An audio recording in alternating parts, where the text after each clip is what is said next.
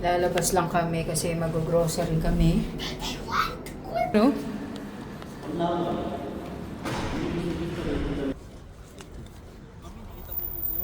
Grabe siya, oh.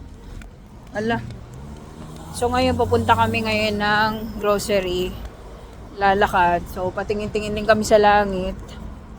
Kasi nakakatakot. Tingnan mo yung buwan.